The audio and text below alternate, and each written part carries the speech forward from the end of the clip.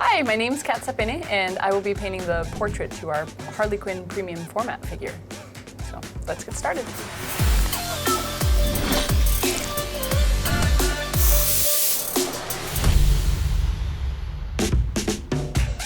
I've mixed up all the colors that I'm gonna need to get this done. The goal here is just to make sure that you get a solid coat of paint. I'm just spacing out the skin tone. I'll do a couple of coats just to make sure that I have a solid color on the entire face. I'll go ahead and seal her up.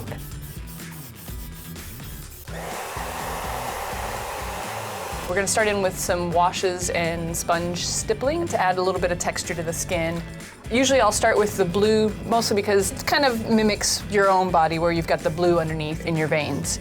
And then just a little moist sponge. But it really does leave a little bit of a stain. But sometimes if too much comes off, I'll add a second layer. Mostly what you're just gonna see is a slight change in the skin tone where there's more blues in there. Now that I've got the little blue speckling sealed, I'm gonna go in with a little bit of yellow and basically do the same thing. Just take my brush and do a little wash. You wanna work kind of quickly so you don't end up with any pools of color.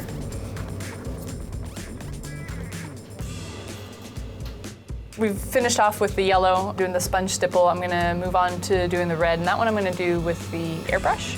So I'm just going to lower the pressure on the compressor really, really low until I just get little speckles coming out of the airbrush. This is just gonna go all over to begin with, and then I will go a little heavier in certain areas, like her ears, around her cheeks. The next step is to add the white speckles. So this is really what's gonna give her that sort of powdery white skin feel. Well, she has this like really pale white skin. It should feel like it's an actual skin color, not just that she's like dead. And so you don't want the grays in the shadows, you really want more of the skin tones in the shadows. It's always interesting how much the pinks come out once you have that white on there. So now comes the fun part. We gotta do the makeup, yay! I'm just gonna start with her eyeshadow. She's got kind of a smoky black eyeshadow, nothing too dark and heavy, but just a little something that frames the eyes and kind of makes the white of the eye pop. My technique is just to build up the paint rather than to have to try to figure out how to remove it later. Probably from here, what I'll do next is just block in the eyebrows. So I have a tiny little brush, just put in tiny little hairs. Again, because the eyebrows and the hair really tend to frame the face and show you kind of what you're working with and you know where you need to go. Okay, so from here I'm just gonna paint the blush.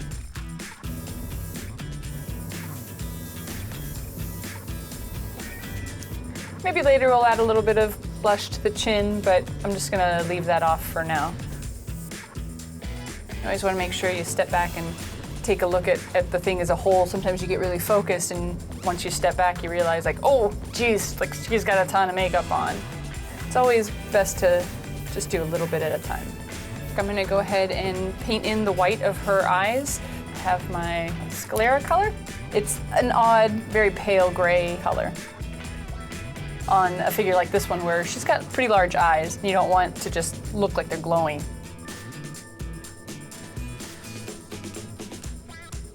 I'm gonna grab my base color for Harley's flesh and my blush color, and I'm gonna mix them together to make that like little tear duct in the eye, just to add a little more life to the eyes. I kind of overdo it a little bit. I'll sort of overpaint the area, and I'll kind of cut back in with the mascara and eyeliner. She's gonna be pretty well made up. That's all you're looking for. I'm gonna do the lower eyeliner now, and I'm gonna start off with a gray. That's just sort of to block in where I want the eyeliner. I'll go back in with black later, but this sort of provides me a little bit of a safety net. I'm gonna go in and paint those upper lashes in black.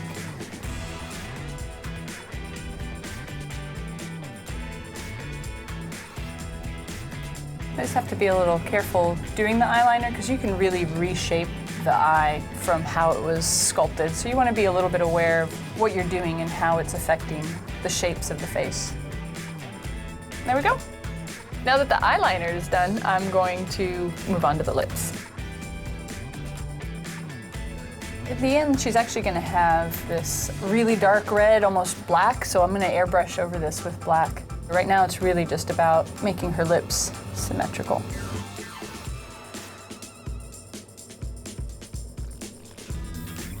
I'm kind of aiming for just inside the edge so that the overspray onto the skin is really minimal, and it just sort of gives a softer edge to the whole thing. Now I'm gonna add a little more intensity to the black, but I'm just gonna do it by hand so I don't have to get it all over the face. All right, so now for the final touch on the lips, it's just sort of a glossy clear red to boost the highlight. The nice thing is that since this is glossy, once it dries, it'll keep that pop to it.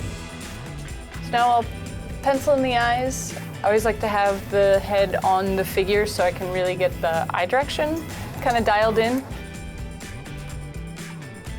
So her eyes are blue. I'll start with a darker slate blue. And then I'll go in with a fine brush and do all the little details with some lighter colors to really give it a more realistic look.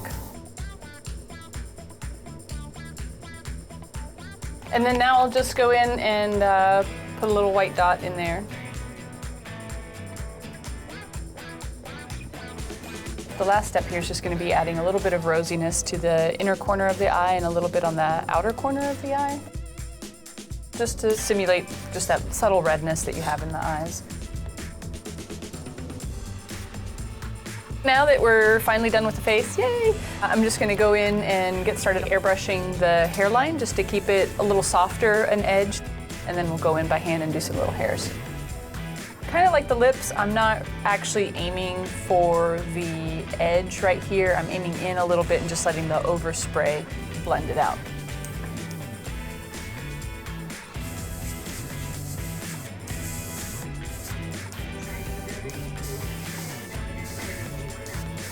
That's it. That's all I wanted, is just a little blending around the edges. I'm actually gonna go in with the shadow color for her hair and paint in some thin little wispies. They don't just stop right where the sculpt edge is. I'll blend it over. Again, it just helps to blur the distinction between the sculpted hair and the skin. From here, I'm just gonna go ahead and base out her hair. Just make sure you're getting into all those little cracks and crevices with your base color. Again, you don't want to run into something later on that, like, oh shoot, now I've got this white spot showing through. Now that I have the hair based out on this, I'm gonna do her pigtails. And again, I'm just, like before when I was basing stuff out, I'm just looking to really hit all the little cracks and crevices.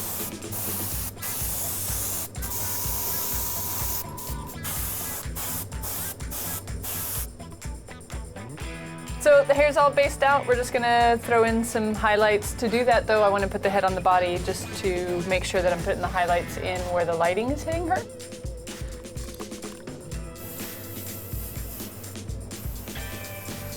I'm just gonna take a paper towel and gently mask off her face. There we go, look at that. Hair in particular is one that's hard to paint because nice hair has a nice sheen to it, but you can't really just put a satin finish on the hair because you end up having the satin in the crevices and then the light hits that and they sort of blows the whole thing out. It just doesn't feel quite right. So you want to go in and essentially fake that hair sheen. So you can see this top one where I've put in the highlights as opposed to this one where it's just the base color. Now it's just time for the shadows. So with this part, what I'm trying to do is create a little bit of volume. So I'm going a little bit heavier in some of these areas and kind of following along the hair so that you get more high and low points, mixing it up so that, again, just it gives the hair a little bit more body.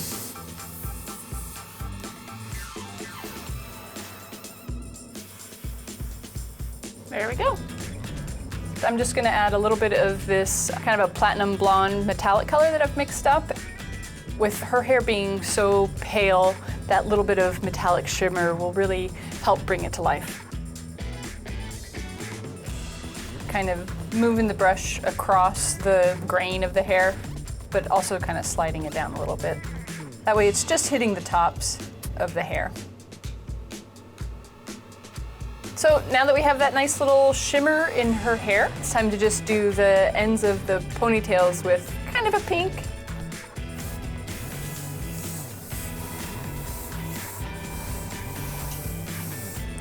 The nice thing is that as long as I don't go too heavy, it'll keep some of those shadows and highlights that we put in earlier. All right, red's done. I'm gonna move on to the blue.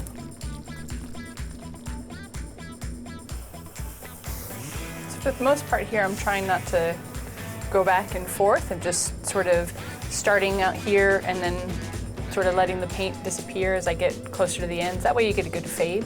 If you kind of go back, you end up with a kind of a harsh edge.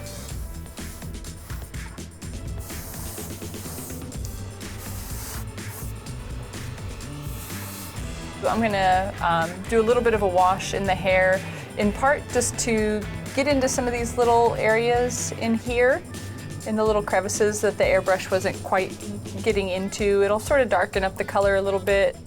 I want it to look a little disheveled, so I'll have some like little streaks and stuff.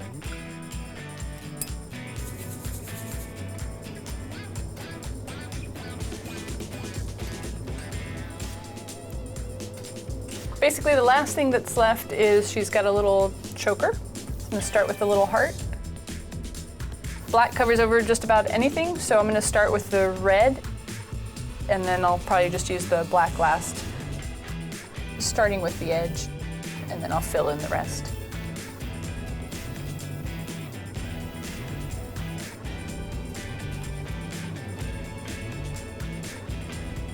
Now I just have to paint her buckle. We're gonna put a little silver on there, and we'll be done with the whole thing.